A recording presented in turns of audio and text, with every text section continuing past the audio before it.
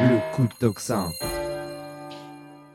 Bonjour Maître Cugnache Bonjour Clémence. et merci d'être avec nous aujourd'hui. Donc vous suivez un peu votre affaire Candace Owens que vous aviez suivi la dernière fois, mais toujours avec un point de vue, on va dire d'abord d'avocat, puisque la première fois vous aviez analysé les lettres d'avocat qui étaient retransmises par Candace Owens.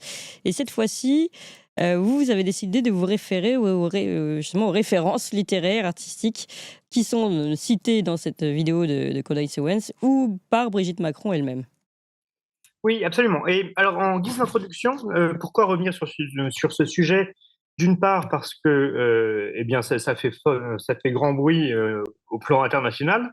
D'autre part, parce que, vous l'avez souligné, me semble-t-il, lundi, Emmanuel Macron, le président de la République, a sorti une vidéo lunaire de lui mettant en jeu l'intelligence artificielle, la manière dont il avait été moqué sur les réseaux. Donc ça, c'est très intéressant parce que ça relève encore une fois ce sens du jeu, de la transgression, du déguisement, de la volonté de paraître autre chose qu'on est. Alors je ne sais pas si... Ah oui, petite précision, parce que vous avez évoqué le fait on a vu l'affaire sous le plan juridique et judiciaire. Nous y reviendrons. Je tiens à signaler à vos auditeurs que suite à ma dernière chronique, j'ai eu un appel de Xavier Poussard, donc le journaliste de Faits et Documents, qui est à l'origine du dossier, qui, je le rappelle, lui, n'a jamais été poursuivi pour quoi que ce soit, et qui m'a bien confirmé que et l'assignation et la lettre d'avocat étaient apparemment bien authentiques, mais que pour le moment, elles n'étaient pas publiques, pas publiées. Donc ça confirme bien ce que je disais. Donc dès qu'on aura plus d'informations sur ce dossier, évidemment, on y reviendra, mais quand on aura les pièces en main, parce qu'encore une fois, il ne s'agit pas d'alimenter quelques théories ou rumeurs quelconques, mais une fois qu'on aura les pièces, on pourra les commenter plus avant. Là, il s'agit de commenter des choses tout à fait documentées, et notamment les influences littéraires du couple Macron. Je ne sais pas si on peut diffuser Alors laquelle on a un extrait de chez Candace Owens ou on peut diffuser les deux à la suite, si vous voulez. Alors on va Candace Owens, je vous traduirai en même temps simultanément, chers amis qui nous écoutez. En extrait, c'est donc l'émission de Candace Owens qui fait grand bruit, je le rappelle, qui a été extrêmement vue et donc déjà qu'on ne peut pas ignorer de fait. Becoming Brigitte, c'est l'épisode 1. On vous passe cet extrait. C'est l'heure. Alors, le 14 avril 2016, lorsque Paris Match nous consacrait sa première couverture à Brigitte, on racontait au lecteur qu'un jour, dans son cœur, tout change secrètement. Elle assiste à la pièce de Milan Kundera, Jacques et son maître, dans laquelle un de ses élèves de 9e, Emmanuel Macron, est le héros. Alors, il a déjà son œil d'aigle, dit-elle, en quelque sorte perfectionné. Brigitte, c'est ce qu'on nous dit. Voici d'ailleurs une petite vidéo d'Emmanuel Macron. On va regarder une petite vidéo d'Emmanuel Macron. C'est bon de renaître. Elle m'entend. Ma sœur aveugle et muette. La nuit. Qu'est-ce qui fait le plus peur aux hommes? L'aboiement d'un chien.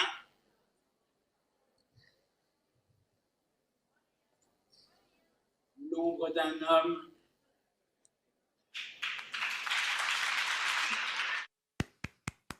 Voilà, donc elle applaudit. Merveilleux, bravo, irrésistible pour une femme de 40 ans qui a fait rejoindre donc ce jeune Macron dans son atelier de théâtre.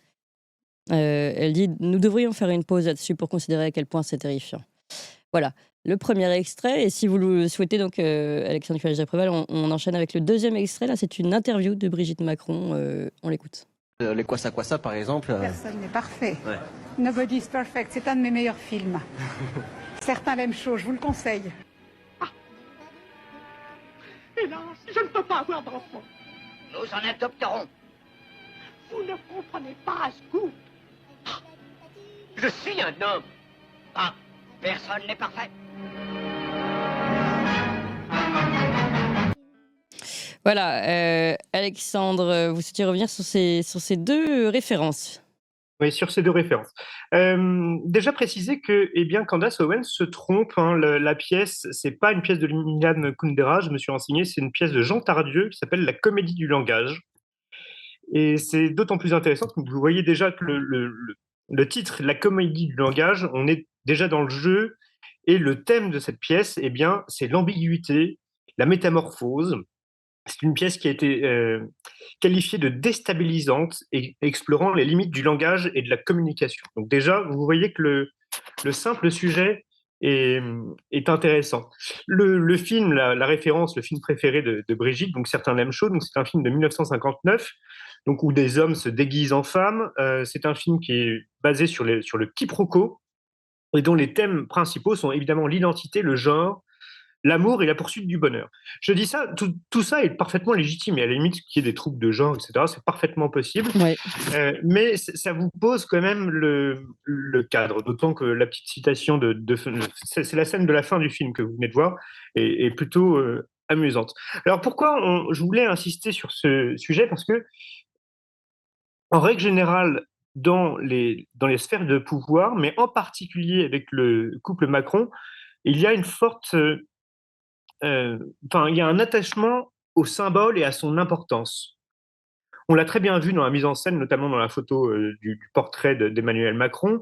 D'ailleurs, Candace Owens souligne que l'un des livres est un livre de Gide, mais on y reviendra dans un instant.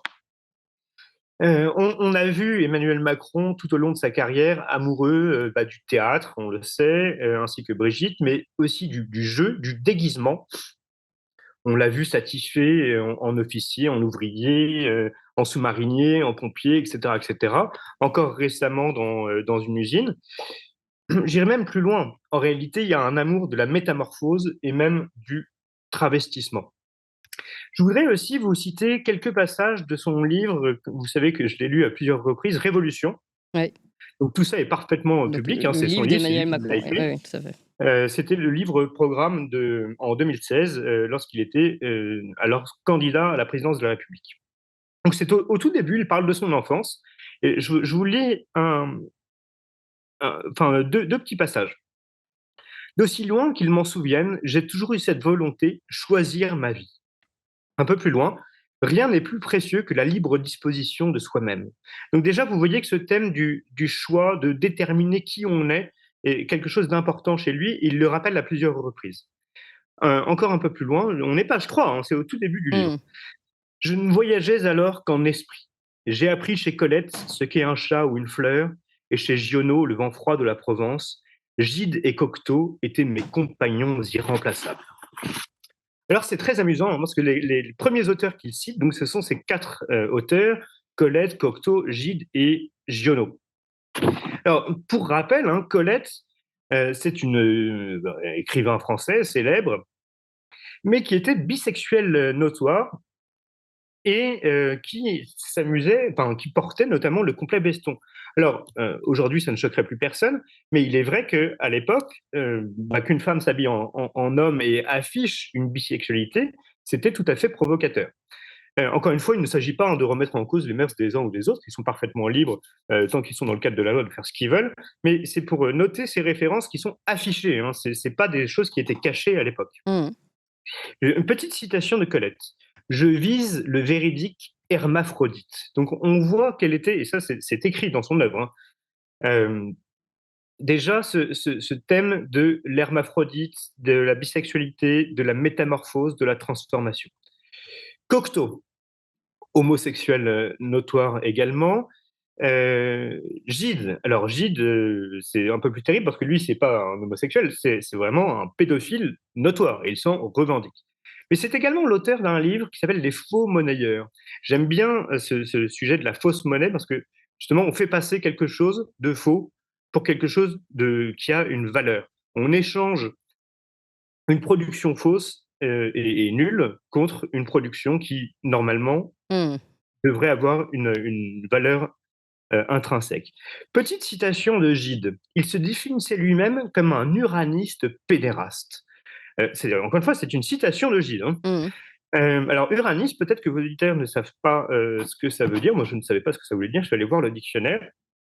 Donc, la définition d'Uranus, donc c'est un homosexuel, mais un homosexuel qui se conduit comme une femme, adoptant le comportement et la parure Et féminin. on a un petit problème de Vous connexion. voyez, pas du tout homosexuel. Vous m'entendez, Clémence? Oui, mais on vous a perdu un petit peu, mais on vous entend bien là. Alors, Giono, donc pas du tout homosexuel, mais en revanche, le thème de l'œuvre de Giono tourne beaucoup autour de la dissimulation, notamment dans son œuvre L'Iris de Suse, et donc qui a comme sujet la dialectique dissimulation, simulation, et notamment le thème du déguisement. Et d'ailleurs, vous l'avez vu aussi dans cette pièce de théâtre où Emmanuel Macron est déguisé en épouvantail. Alors c'est quand même très étrange parce que les premiers auteurs qu'il cite alors qu'il est enfant, donc Colette, Giono, Gide et Cocteau, c'est pas tellement des auteurs d'enfance. Enfin, moi, quand j'étais garçon, je lisais plutôt Balzac ou Dumas ou Jules Verne. C'était plutôt les Trois Mousquetaires ou le Comte de Monte-Cristo, mon univers. Et là, vous voyez qu'on est dans un univers extrêmement particulier qui met en avant le thème du déguisement, du travestissement, du jeu, de la métamorphose, de l'ambivalence et de la dissimulation. Mm. Et on en revient toujours à ce sujet, c'est-à-dire qu'on a l'impression que on veut nous montrer quelque chose qui n'existe pas, ou qu'on cache quelque chose, ou qu'on montre quelque chose pour ne pas voir autre chose.